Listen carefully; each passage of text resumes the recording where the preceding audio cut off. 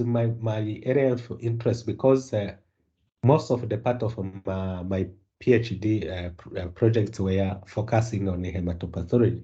And when I looked, I found that the classification we use, not only in Africa, but not only in Rwanda, but also most for African countries, classification dukoresha niyo mu mwaka 1976. Because afterwards it has been evolving the classification system, bagashyiramo ibintu bishasha bitarashobora kujya muri Africa. So it is a big challenge in that case to have the same language as the Western countries. So if we diagnose a person with a cancer, we give a diagnosis as if we are in the 1976 or 85, things like that. So we don't go further to say the molecular problems or mutations like this and this, because we are not able, don't have the facilities to do so here. So this is the hematopoiesis out. So this diagram, I did it myself. So you know that we have a totipotent hematopoietic stem cell, which is in the bone marrow, of course. When it differentiates, it makes multipotent hematopoietic cell. Then from this, we have a common myeloid progenitor and the common lymphoid progenitors. So izi zose ubundi stem cells nubwo zitanganya ubushobozi, iya mbere ishobora kuvamo NSA, hashobora kuvamo adipocyte, hashobora kuvamo keratinocyte. Ariko uko zigenda zigera nk'iyi yabaye common myeloid progenitor, ntabwo ishobora kuvamo lymphocyte, ishobora kuvamo lymphocyte, biba byarabaye. Gusa ishobora kuvamo neutrophil, monoblast, or monocytes, eosinophils, and so on, and these red blood cells. So from common myeloid progenitor, we have now pro-erythroblasts.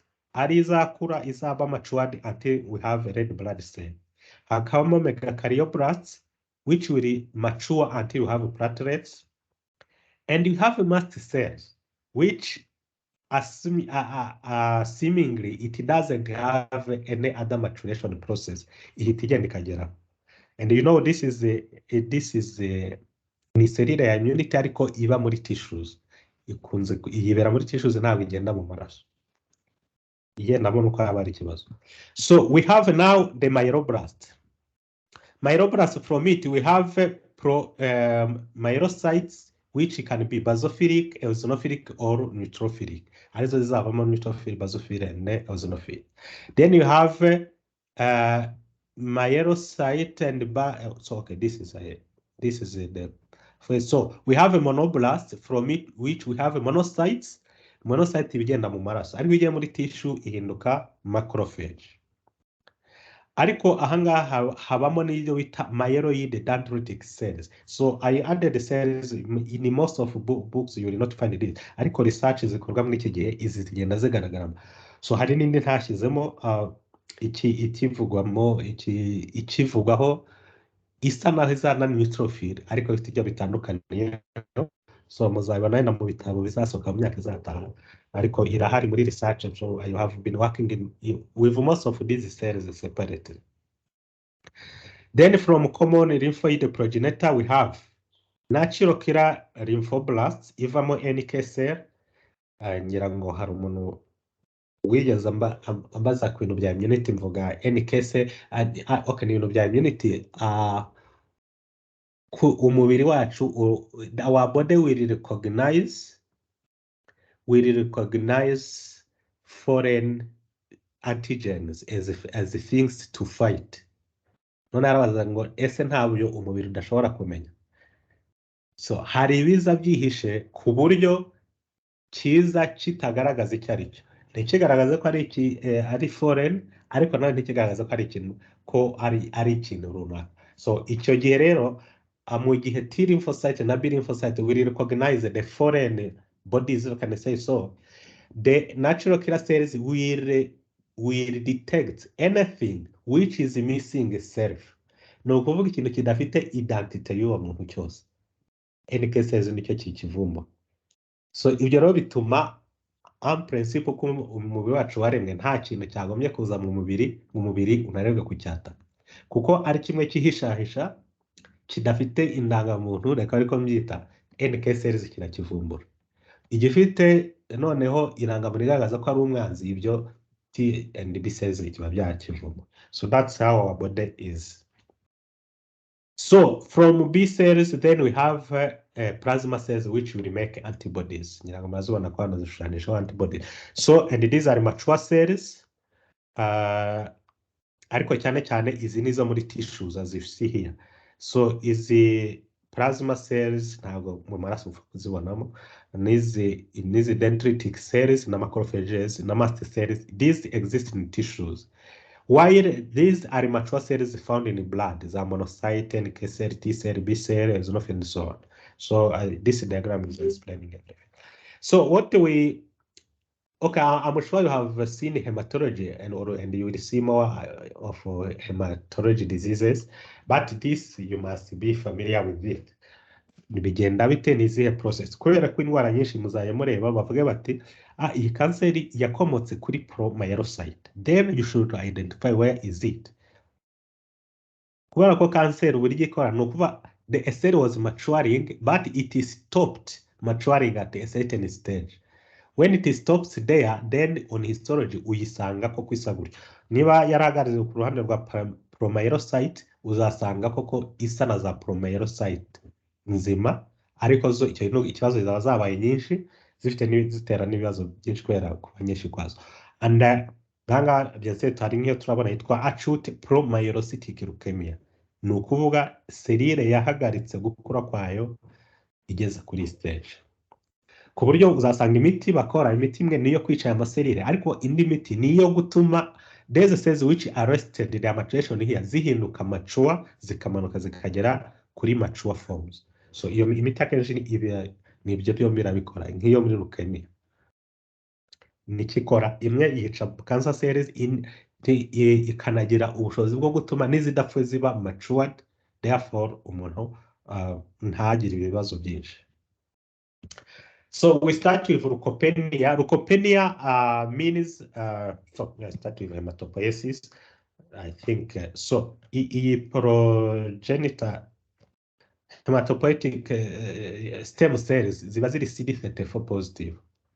So you cause immunohistochemistry cyangwa se flow cytometry. So these are things I have been doing many times. So usanga ziri CD34. Kwa n'igihe uyoberwa niba ari stem cells cyangwa atari. Ushaka kumenya ko ariyo rero staining.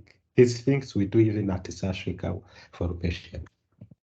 Kwa ko ari igihe biba bifite icyo bivuze mu buryo azavurwa. So this is the normal white blood cell count. Between 5 and 10,000 per microliter. So iyo rero white blood cells zibaye nkeya nibyo twita leukopenia. Iyo zibaye nyinshi ni Rucocytosis. That is very simple. Ariko ni simple ariko no kuzabyitiranya. Niba bavuga ngo umurwayi afite leukopenia wowe utangira kuvuga ngo afite nyinshi no. And usually niyo bavuze ngo afite Rucocytosis akenshi ni lineage imwe iba yazamutse, wenda ni neutrophil cyangwa lymphocytes. Ntabwo ari kenshi byose bizamuka, ni kimwe kiba cyabiteye. So no baba ngo afite Rucocytosis, you don't have to stop there. You should ask, but which lineage has increased? Is it lymphocytes? Is it eosinophils? And so on. For the so muzamubona formule bagita full blood count, hano akabita complete blood count mu gifaransa bakita numération formule sanguine. So bamwe mushaka kuza kwa muri district hospitals zikoresha igifaransa kurusha ko bakoresha icyongereza. Must know these terms. So ni icyo ngicyo, ariko uzasanga nka sashika iyo ubisabye bahita baguha imibare byo bafite bakakwereka normal ranges umuntu yagomye kuba afite according to the age and the sex. Then bakaguha percentage of each of these components. Neutrophils are how many, which percentage, and so on. Ngira ngo ibi ni ibintu biri basic. Umurwayi wese ubone hari ibyo bita examen de routine. Cyaba kimuzanye cyose ushobora kumwaka ni ibi birimo. So leukopenia then refers to a decreased number of saturating neutrophils usually. Kubera ko neutrophils nizo nyinshi kuko mubona hejuru ni of or blood white blood cells. So other are eosinophils, are very few basophils, monocytes, and maybe lymphocytes. So okay, hano ni neutropenia twatangiye kureba tunareba na lymphopenia, meaning a decreased count of lymphocytes. So neutropenia can be caused by drug toxicity. Example of people, the patients bagiye butaro akenshi ikintu bakorerwa bakigera ni ukureba ese bafite neutrophils zihagije. Kwe ageze ino yari breast cancer, niba ari iki kimujyanye gasanga ni nkeya, ntabwo bamuha imiti, barabanza bakamufasha ku buryo amasere yazamuka, white blood cells zamuka, especially neutrophils, then bakabona kumuha imiti ya cancer yari imujyanye. So it can be caused by the drug toxicity, damage to stem cells in the bone marrow, you can understand. Severe infection, especially gram-negative sepsis. So as a treatment, aba bantu bazahabwa izi ngizi ni colonist forming unit and so on. Ni murabizi muri bone marrow, muri hematology mwarabibonye, hamwe yita colony. So hari colony iba irimo amatara azavamo red blood cells and so on. So you can use colony stimulating or forming unit and so on. So aba rero bakunda guhabwa transplantation ya maserire and so on. So this is bone marrow transplantation, of course. Ariko nubwo yitwa gutyo, ni amasere benjagita mu maraso akijyana muri bone marrow akajyana. So lymphopenia refers to a decreased number of circulating lymphocyte causes an immunodeficiency. Muri HIV ni bavuga ngo CD4 counts bagasanga zamanutse. High cortisol state, hari ushobora gufata corticosteroids nkuko nakunze kubivuga zigabanya immunity, after Cushing syndrome and so on. Autoimmune destruction of the lymphocytes such as systemic lupus erythematosus, or horrible radiation. Hari nk'umuntu bahabwa radiation yashiririza yayihawe ahantu henshi cyane cyangwa yayihawe kuri bone marrow, so ishobora kwangiza lymphocyte precursors or neutrophil precursors. So I added this diagram just to help you when you have a patient. So ibi bita algorithm birafasha muri medicine, usanga kenshi hari protocol zima algorithm. So nukuvuga niba afite umurwayi ufite leukopenia, how I go to know the diagnosis. Because leukopenia is not a diagnosis, ntabwo ari ikintu uvura. You must know the cause, the disease itself, the diagnosis. So you do history and physical examination.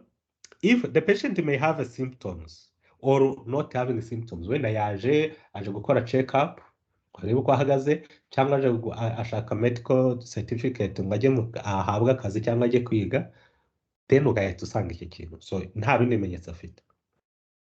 So uzareba, is it acute, imaze igihe cyangwa ntimaze igihe. Niba ari symptomatic, ibyo usire ko umuraza ati ikibazo cyatangiye cyangwa se ni ibintu maranye igihe kinini. So you will determine insert in a case of a shoot. Uzare ese afite umuriro. Niba afite umuriro rero kora culture and empiric antibiogram. Ya niyo kureba which drugs are sensitive. And then medication. Aganga na infection birumvikana. Medication hari ese hari imiti yabiri kumutera gutakaza white blood cells. So you must stop them.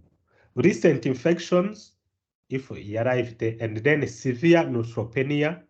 If there's a severe neutropenia, ahanga bizasaba ku ubundi cyambere ugomba kumukora. Iyo afite severe neutropenia idasobanutse, nta mpamvu yindi ubona muri zo hejuru, ukora bone marrow biopsy na aspiration, ukareba bone marrow bibwaye nta kibazo ifite kindi.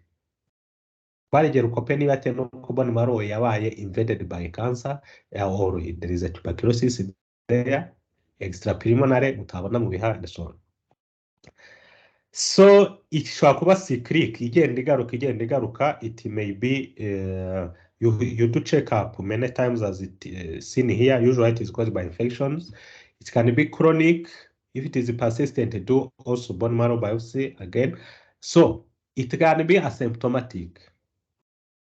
umurwayi bavuga ngo we nta kibazo afite kuko wamusuzuma ugasanga wenda afite hepatomegaly, a large liver or a large spleen, and so on. So this is a algorithm you can follow.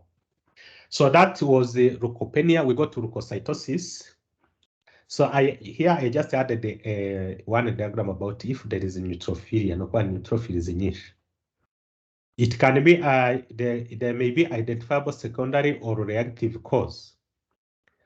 Ngira ngo haraho turabigarukaho hari icyo twita leukemia reaction. Umuntu afite white blood cells nyinshi ugakeka ko afite leukemia kandi ari when infection ikomeye cyane afite yabiteye. So I think you can edit that. So secondary neutrophilia, usually self-limited, meaning it can correct itself. So no identifiable secondary or reactive cause, then you can maybe it may be acquired neutrophilia caused by, for example, having this mutation. So BCR ABL1 translocation is positive. So iyi turi buyigereho ni translocation iba muri chronic myeloid leukemia. Yes, CML here. So if it is positive, then give that diagnosis. If it is negative, peripheral blood left shift and no dysplasia, usually this is a mutation. So you can think about chronic neutrophilic leukemia and so on. So there are many possibilities there. So the cause include bacterial infection or tissue necrosis, which induce says the release of marginated pool of bone marrow neutrophils zikahita ziza mu maraso. Icyo gihe hazamo iziri immature. Muzaya mwumva umuntu ari kureba wenda areba kuri numeration formule sanguine cyangwa se hematologist ari kureba kuri peripheral blood film avuga ati hari left shift. So left shift ni uko mu maraso hazabajemo immature cells. Normally, as you know in hematology, immature cells should be seen only in the bone marrow. When they come into the blood, it is a problem. So immature cells are characterized by decreased FC receptors, which is seen by CD16. So another condition can be high cortisol state, which impairs leukocyte adhesion, leading to the release of marginated pool of neutrophils. So monocytosis refers to increase of saturating monocytes. The causes are chronic inflammatory states, especially autoimmune diseases and cancers. So eosinophilia, when there is too much eosinophils, the cause are allergic reaction or parasitic infection, and autoimmune Hodgkin lymphoma. I'll come back on this. So basophilia, it is when there are many basophils. It is seen in chronic myeloid leukemia, and the lymphocytic Rucocytosis refers to increased saturating lymphocytes, which can be caused by viral infection or any other chronic inflammation, but also Borudetera pertussis infection, yani barayikingira iyi ngiyi itera niba ari agakwega cyangwa kokerishe kimwe muri ibyo.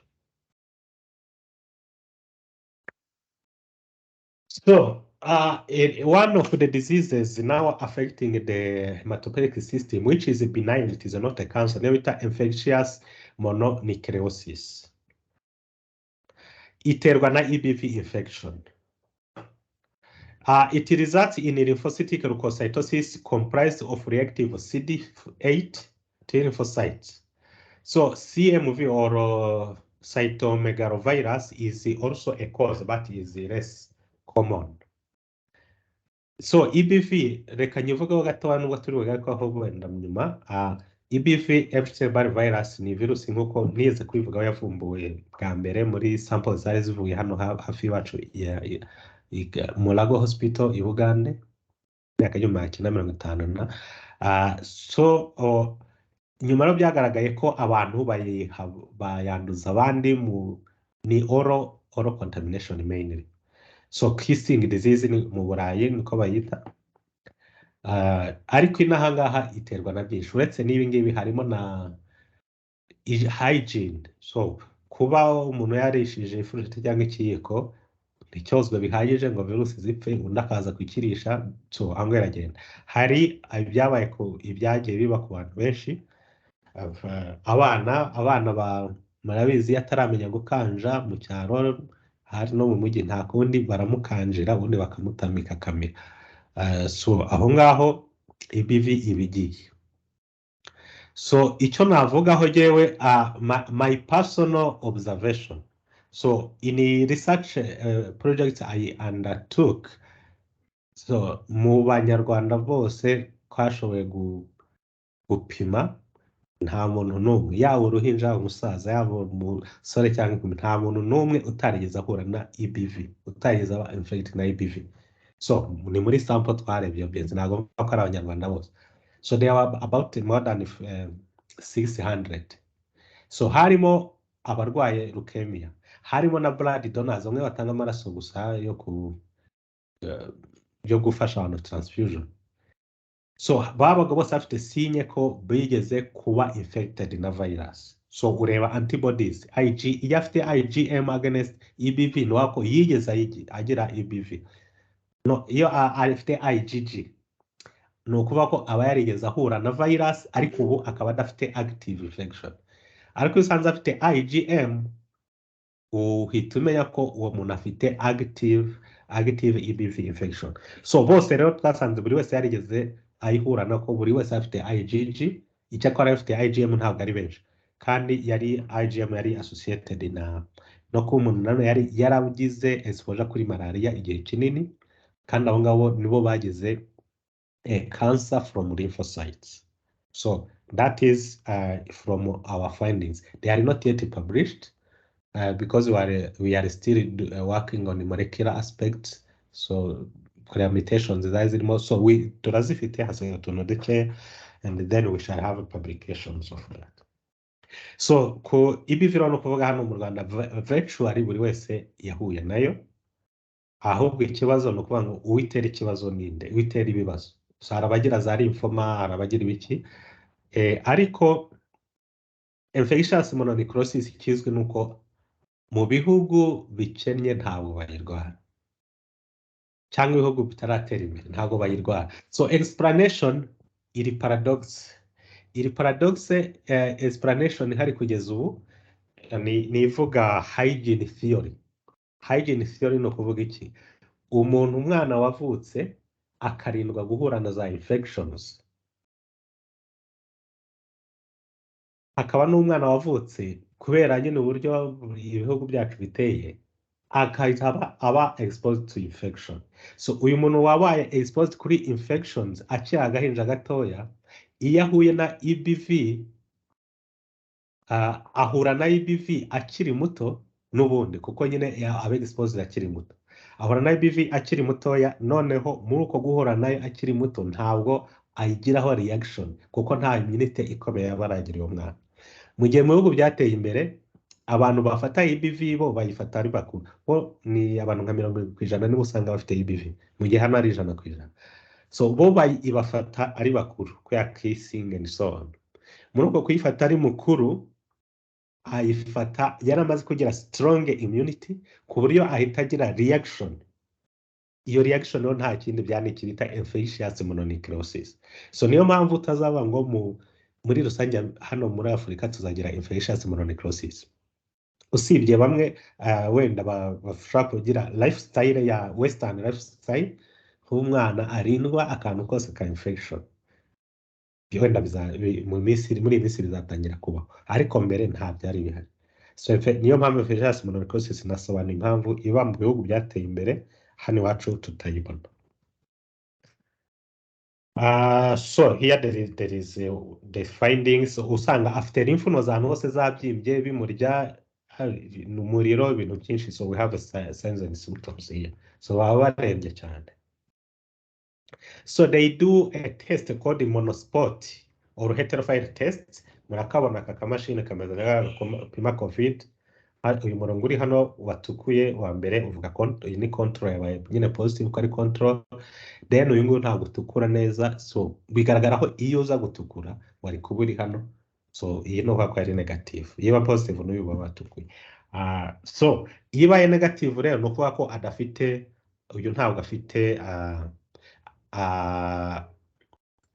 EBV, ahubwo ashobora kuba afite ikindi kintu nka CMV. So nk'uko twavugaga, this monospot will detect IgM antibodies. Nuko navuze nizo ureba iyo umuntu azifite IgM against EBV, nuko aba afite active infection ako kanya. So niyo mpamvu akakuma niyo kareba IgG. Kwa IgG nivuga uwigeze wese aba ayandura EBV mu gihe cyashize, we azaba ari positive.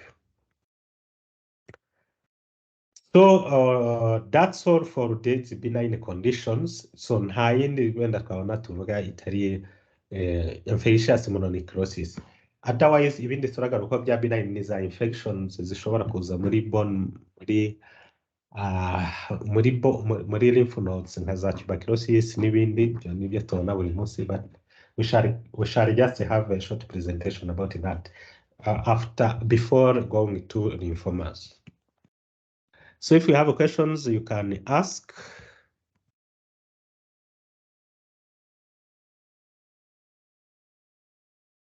So today I've been quiet. So leukemia means what? Leukemia ni kanseri y'amaserire yo mu maraso. Bamwe bavuga blood cancers. Leukemia. So mu gihe kanseri zindi ziba ziri solid, iyo ibiri fluid birumvikana uko buri serire biri uko igenda mu maraso. Wenda harimo za exceptions kubera ko nka cases twabonye muri iyo study yacu twabonye harimo bake baga bafite leukemia ariko which is associated with a solid tumor, a lymphoma, but they are not many. So leukemia can be lymphoid or myeloid. So lymphoid ni kuba izave kuri lymphocyte, izindi zose bazita myeloid, yaba yavuye kuri red blood cells, yaba yavuye kuri neutrophils, eosinophils, monocytes, ibyo byose bazabyita myeloid. Nkavuga myeloid, abandi myelogenous and so on. So icyambere hari icyo bita myelodysplastic syndrome, turayigarukaho inyuma.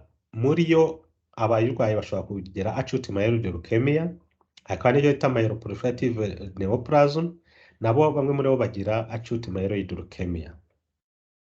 So turayigarukaho. Otherwise we have chronic myeloid leukemia, akaba polycythemia vera, abana bagira red blood cells nyinshi cyane. So ivurwa nka kanseri ariko ntabwo babona byo kuvanga afite nuwayo kuko red blood cells do not have a nucleus, ariko afite nyinshi. We shall see the reasons for that. So we have essential thrombocythemia, so we shall discuss that. So for lymphoid leukemia have acute and chronic. So muri rusange leukemia zirimo amoko ane. So hari acute lymphoblastic, hakaba na acute myeloid, hakaba na chronic myeloid na chronic lymphocytic.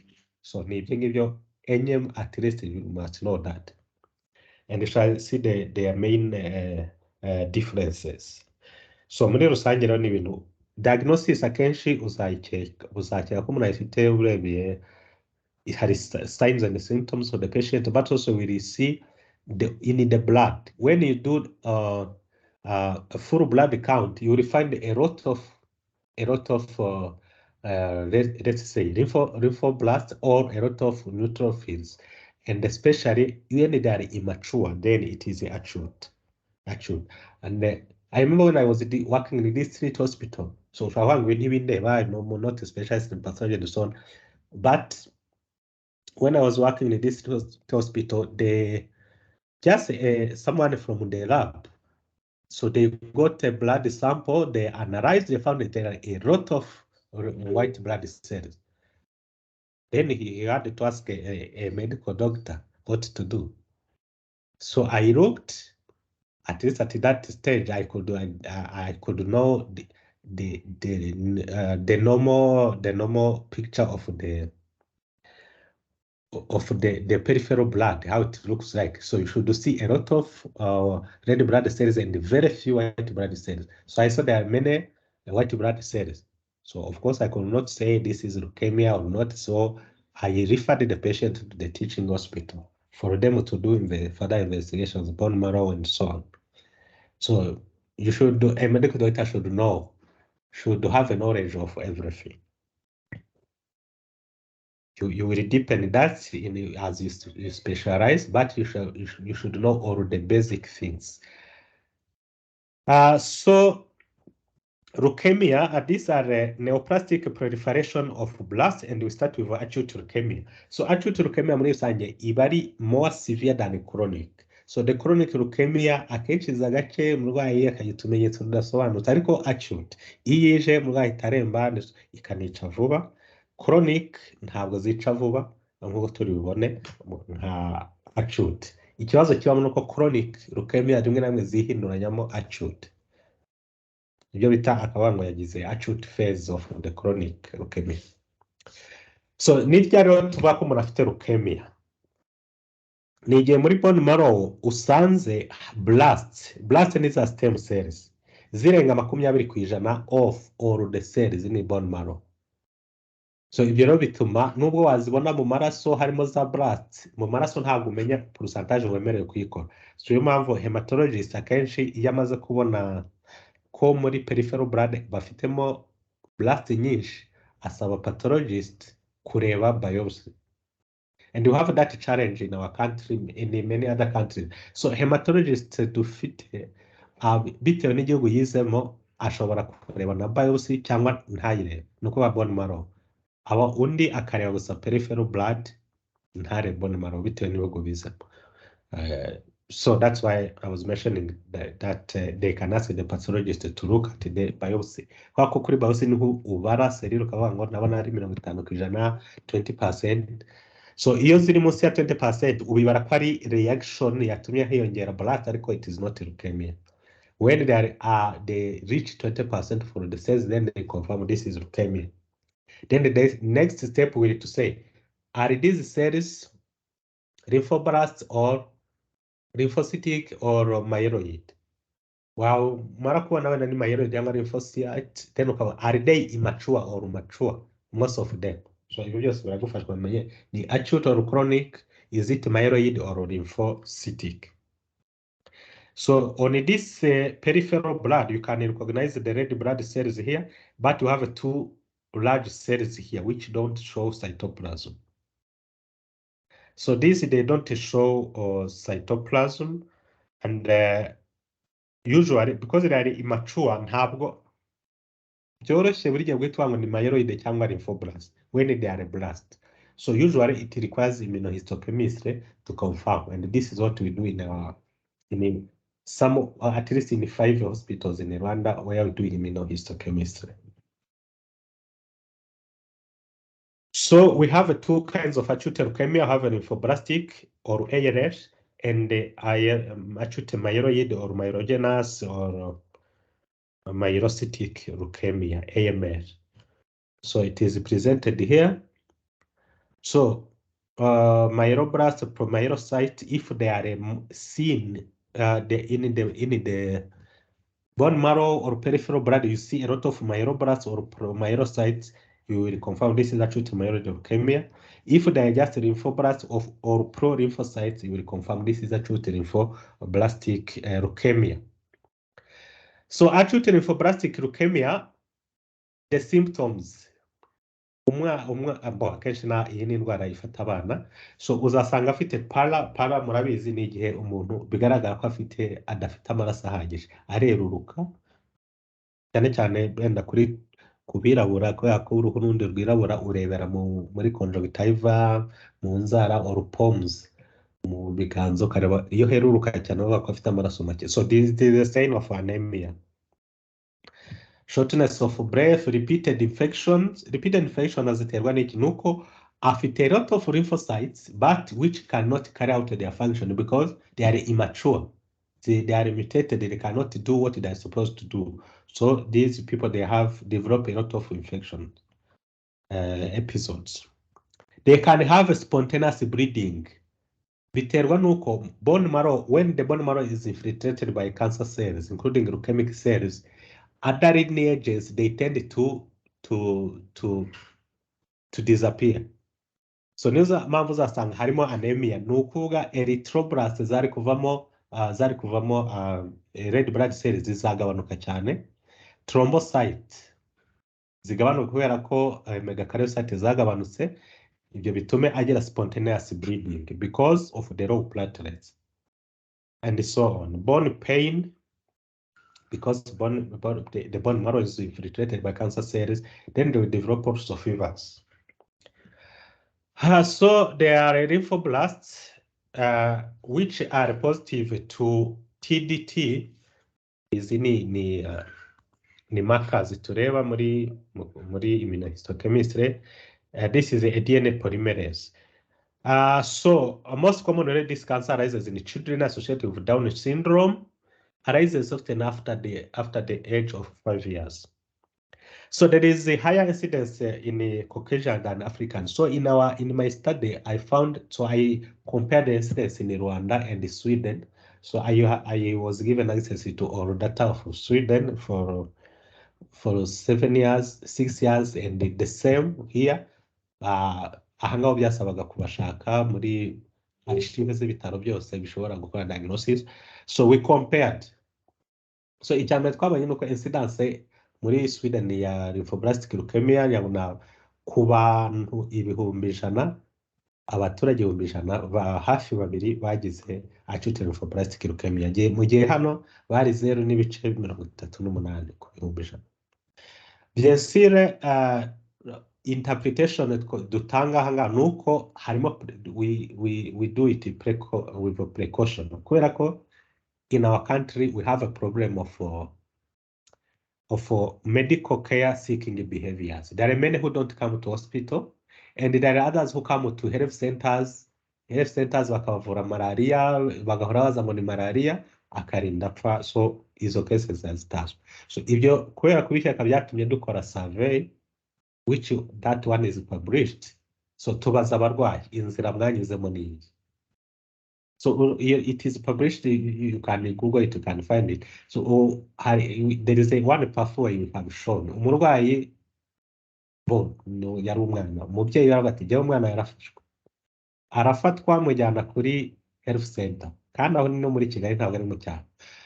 Ngeze kuri health center baravuga ngo barabona ari umuriro, babanza kumuvura malaria. Nyuma malaria ibaye negative, ariko ku mwana n'ubundi n'uyo test ibaye negative ibona ifite sinye za malaria ushaka kumuha imiti. But when you have the other things. So kuko nta kindi baketse bakomeza baramuvura biranga. Umwana mama waramufata mujyana muri private. Private baravuga ngo afite blood infection. Mwumva ngo umuntu afite infection mu maraso. Normally umuntu ava infection mu maraso n'uvuga bacteremia, nicyo byanobye gusobanura. Mujyamubona n'abakinnyi baza Rayon Sport n'ibiki mu bitamakuru ngo afite infection mu maraso kandi nyuma y'umunsi umwe cyangwa ibiri akacika. Ukibaza ko nagize septicemia akamara ntabure kumara nibura amezi 2 aryama. So bo rero icyo bitangwa ngo infection mu maraso ni igihe umuntu agize Rucocytosis nuko bayita. So muri private clinic abati yagize infection mu maraso bamuha imiti iminsi 10 ya infection. Babona umuriro ntugabanuka biraguma aho ngaho bakamuha imiti y'umuriro ikomeye, batinda umuriro kongera ukaza bashyiraho ya malaria biranga. So yatashe bamuhaye ibiti ngo najye agira umuriro azakomeza gifata, ariko kwibaza ngo byari kurangirira. So umubyeyi abonye byanze umwana amusubiza health center ndabati nta kindi twari twakora, bahita bamuheza muri district hospital. District hospital agezeyo baravura nabo basigara byandi ngo bya infection mu maraso Rucocytosis. Baravura iminsi by'umweru birashira biranga. Noneho umumama arabutari ko mwampaye transfer nkajya serashka ko navuze ko ari Kigali. Babanza kubyanga kumwe mu abaganga cyane cyane bakiri jeune bamva ko bakomeye ko nta wavuguruza ko nta babifata nko kubasuzugura kuba yatanga transfer yumva ko asuzuguritse, which is very wrong. So barabyanga, nyuma babonye nayo nta kindi bazakora mu ati okay transfer reka tugiye kuyigura. Bagiye kuyimuha basanga transfer icyo gihe byasabaga ko transfer yawe iyo yarenzaga ukwezi cyangwa amezi ntabwo nibuka neza yabaga itaye agaciro, ntabwo bari kumweza sayashika transfer yataye agaciro, baramusaba subira health center baguha indi transfer kugira ngo mitiweli zakwishyurire nyine, asubirayo health center bamuha transfer, agaruka kuri district hospital babona kumuha CHK, so ahageze pediatrics, so baba bati ni leukemia, bakora bone marrow biopsy, so we reported it in just 5 days, exactly abonetse, then abona kuvurwa. Ariko iyo nzira yose yanyuzemo ari n'uw'i Kigali katubyite gutyo, asobanukiwe yarahise ajya ku ivuriro hakiri kare, noneho Gicuriki yari umuntu wo mu cyaro ahantu waho n'ubanza gutekereza ngo baramuroze n'ibiki. So iyo ni scenario imwe. So hari n'undi we namubarije i Butaro, we we umwana we yavuye ku ishuri, umwana avuye ku ishuri moto iramugonga bitari grave ku kuguru, asa n'ucumbagira, bamujyana kwa muganga nyine kugira ngo atazagira ikibazo nyuma. So bamugejejeyo, sinzi ukuntu bakoze this full blood count, abona harimo a lot of lymphocytes. Ibi ni ibiki? So bababwiye umurwayi bati rero umumama we turabona umwana afite ikibazo, agiye kumuha bone marrow biopsy, barayikora, leukemia iremeje. So umumama arambwira ati jye nyine ubwo nahise numva ko wa mumotari wamuteye leukemia. So ariko abaganga nyine baje kunsobanurira ko ntawe bihuriye yanjye, ndamusobanurira. So urumva yabaye nka incidental finding, iyo accident yagize yatumye at least babona indwara itaramurenga. So there are many scenarios here. Ariko ikibazo gikomeye gihari, icyo nashaka kuvuga ni iyi incidence, ni uko hari benshi bapfira mu nzira cyangwa muri health centers cyangwa mu ngo kubera ibyo ngibyo. Kuko hari n'abandi twabaje akavuga ati jye nagiye kwivuza mu bavuzi gakondo igihe kinini ko bari bambwiye ko ari amaroso. So ibyo rero bituma interpretation of the incidence in our settings ijya hasi, iba precautious kubera ko ntabwo abarwayi bose bagera aho bagomba kujya ngo bakore diagnosis. So then we classify the acute lymphoblastic leukemia based on B or T or T cell phenotypes. So ibi ni immunohistochemistry dukoresha cyangwa flow cytometry. So dukoresha practically immunohistochemistry. So flow cytometers hari zihari mu Rwanda ariko zidakoreshwa n'abantu bazifite mu bigo byabo, nta nubwo bashaka ko hari uyireba no kwirebera ijisho gusa ngo umenye ngo irahari twayikoresheje. So ibintu byabo ni byo kwigira akantu kanjye, kandi ntacyo imaze imyaka 10 naho ntacyo ikora, hari abarwayi bashobora kugira ikimari. So then kera hariho classification yitwaga French American British or FAB classification, aho warebaga ukavuga ati nkurikije uko amasereranga ameze ndahita L1 or L2 or L3. N'ubu turacyayikoresha, of course, because it has some prognostic importance. Ariko mu bihugu byateye imbere, as I said, they use genomics or molecular findings rather than the morphology findings. So as I said, then you have a B and T age. So if we look at the B lymphocytes, acute lymphoblastic leukemia is the most common type. Iba hari markers dukoresha CD19, 20 and 10 is very positive, apart from TDT twabonyemo. So nka sashika dukunda gukoresha CD20 na CD10. So nkuko nabivuze ukaraho muri research ndimo, so icyo nabonye cyane nuko EBV iri kugaragaza uruhare mu kubaho kwa B acute lymphoblastic leukemia in our country. So impamvu bivuga ibi nuko mbere hose cyari kizwi nuko EBV yari izwi gutera bucket lymphoma, ariyo yavumbuye Bugande navugaga nababwiyeho, ariko BLL byari bitaravugwa. So we are like the first ones to see it. So this BLL should have excellent response to chemotherapy. Chemotherapy ni imiti babaha cyane cyane, ariko umuti wagomba kuba hano umuti ufata B lymphocytes which are abnormal, umuti witwa rituximab. So ndi bubigaruke cyangwa se nabisimbutse gato hejuru. Okay. So ni treatment nashaka kuvugaho ntabwo biriho hano, ariko icyo nashaka kuvuga nuko treatment ya acute lymphoblastic leukemia mu Rwanda dukoresha system yitwa hanga. Hanga ni umuntu hanga y'inkinza, ariko ni izina ry'umuntu washyizeho protocole yagenewe ibihugu bikennye. So ni protocole nyine idasaba ibintu byinshi bya diagnosis, n'imiti babaha ni low intensity. Kuba bamuhaye high intensity yaba ikibazo nanone gikomeye.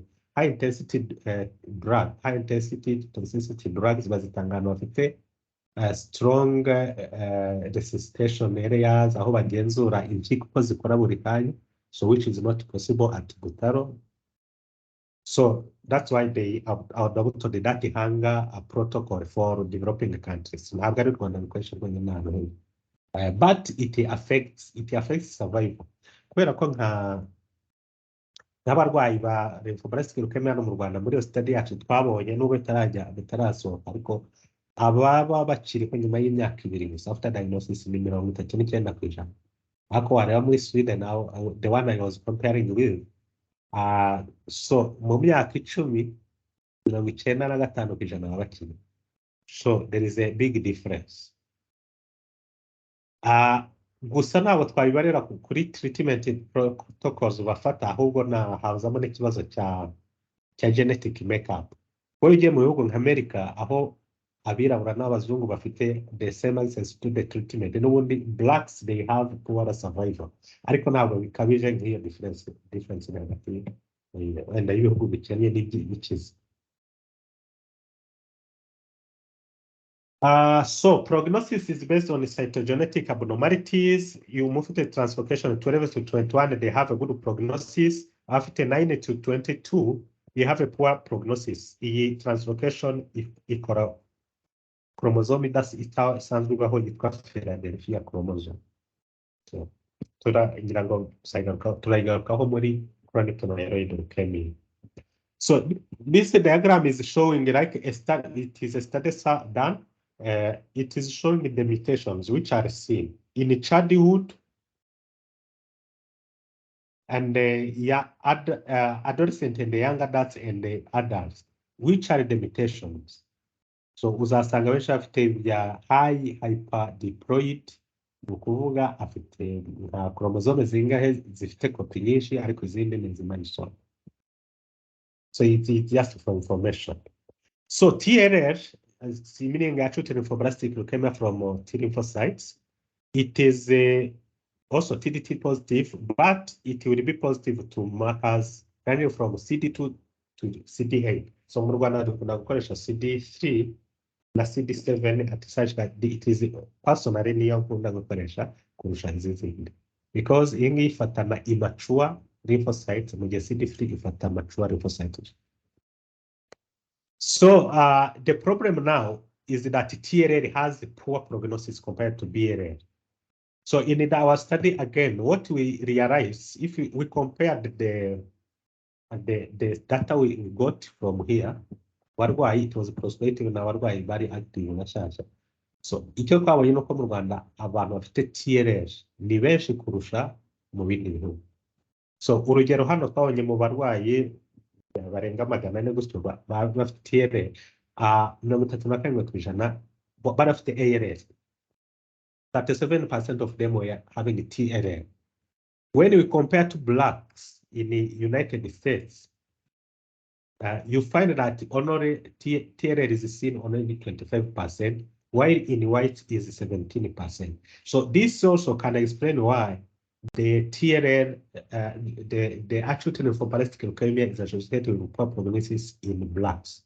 Nubwo ahora muri Amerika cyangwa muri South Africa aho bafite virtually the same access to medicine as the whites. So, okay, icyo nashaka kuvuga ni iki, ALL in Rwanda is treated using the Hunger's protocol from developing countries. So niko nashaka kuvuga, mu gihe ahandi bafite very tight protocols igendera kuri za mutations umuntu afite and so on.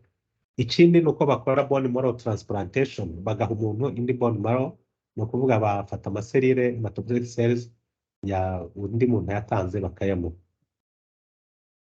Bakayamuha, hari n'igihe bafata uwo murwayi nyirizina bakakora ku buryo bayakuza akaba menshi muri laboratoire, rero bakayamuha ayabaye menshi.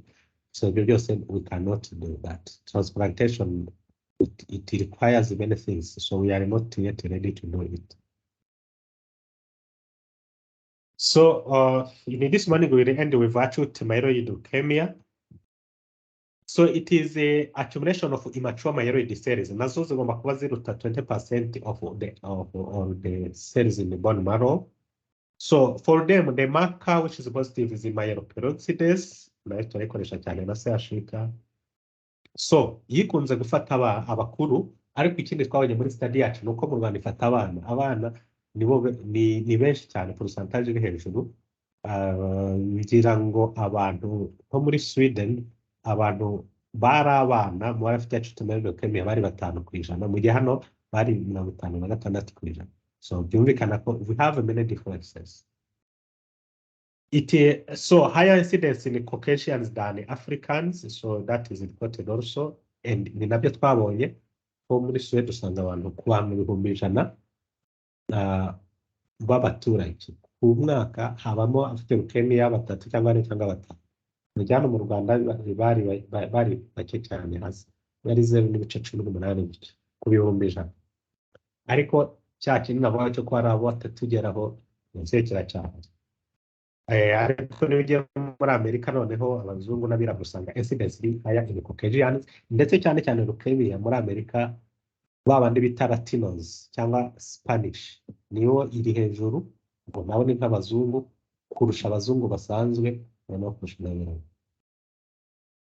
So the French American British classification of this itanga classifications 8 mu bitabo bimwe muzasanga okay ubwo ni 9 M0 to M8, but in some books they say M0 to M7, others M0 to M6, so it depends. So but the most current one is to M8. So M8 when you need basophilic leukemia. So the current classification is based on the genomics, which again we don't do. So here you can see that there are many, so many white blood cells, nuclei. The red blood cells they don't have nuclei. So when you see this in the peripheral blood film, it is a sign of leukemia. And if the cells are blast, you can confirm it is acute lymphoblastic leukemia or acute myeloid leukemia.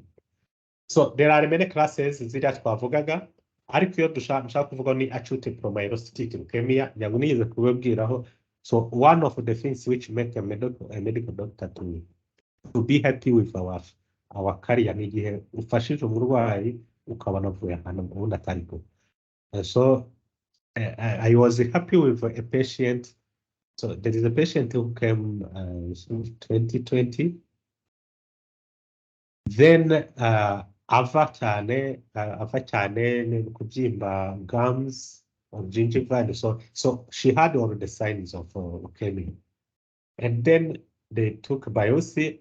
Then when I looked at the biopsy, I think, okay, this is actually myeloid leukemia. In Rwanda, it is not treated. Iyo ibonye umurwayi ugarataha. Ibutaro ntabwo umurwayi ajya yibona.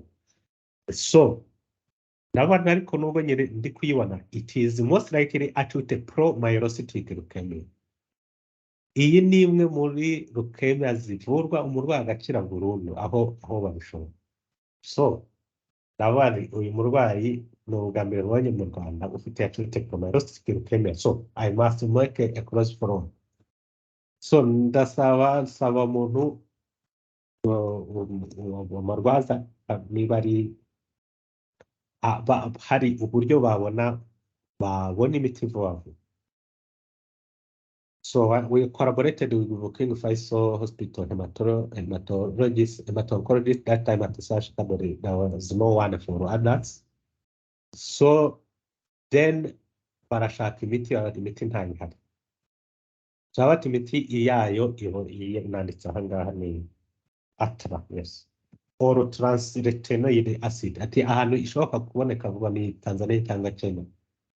so barayihamagaza iratinda, but in meanwhile hari undi murwayi wari uyifite, batangira kumuhaho mu gihe bategereje niyo nayo niza nawe bazamusubize kuko n'ubundi ntabwo ari imiti ufatira rimwe. So umurwayi arayifata arakira, so arakira amererwa neza. So then after 1 year she came at Sehashika, umunasi wari waramwetse aramuzana, barampamagaye ngo hari umuntu ugushaka, wari umurwayi wabonyemo kanseri yo mu maraso ngo baragushaka. Wasanga abantu bavuga ko tubaha wrong diagnosis. So aranshimira uburyo twamwitayeho, ati ubu ntabwo mbagira, kandi koko niko bimeze. Acute promyelocytic leukemia yica vuba cyane kandi bicwa no kuva amaraso no kuvirira ahantu hose, ariko iyo yahawe iyo miti irakira burundu. So aravuga ati rwose ubu nta kibazo na kimwe mfite, control zose n'umaze kubikora nta kintu na kimwe kigaragaza ko nigeze kurwara. So I was happy with that kind of achievement. That we managed to save a life. Of course, ntabwo ari kumara ukwezi, ntabwo byari gushoboka, but she's alive, she's working, she has no problem. So and because of that, then we are about to publish that case. Just ariko twahise dutangira no kuvuga n'abantu ba RBC aho ko acute myeloid leukemia mwayishyize mu ndwara zitavurwa, which are not curable, bityo ko nta nubwo dushobora kubona imiti ahangaha. Ariko hari one subtype which is completely curable kubera ikintu bamwishyiramo. So they are good because when you bring the science evidences they understand. So bahise bahindura icyo bagikuraho kuba acute myeloid leukemia itavurwa, icyo ntikigihari. Ubu nabo baravuga cyane cyane za types zishobora kuvurwa. So that is acute promyelocytic leukemia. So we have other subtypes, acute monocytic leukemia. Icyo nayivugaho cyane cyane iyi ngiyi ni uko iterwa na monoblast, izindi zose ni neutrophils urebye. Iyi ni monoblast, hanyuma iyi acute megakaryoblast murabyumva, megakaryocyte akaba niva muri erythroid niyo M7 cyangwa 6 and so on.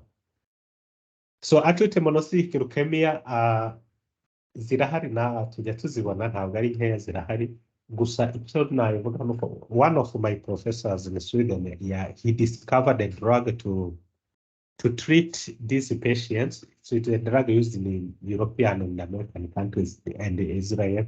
So ntabwo ziragera hano, but it helps much because it has improved the survival of the patient. So this is one of his discovered many things. So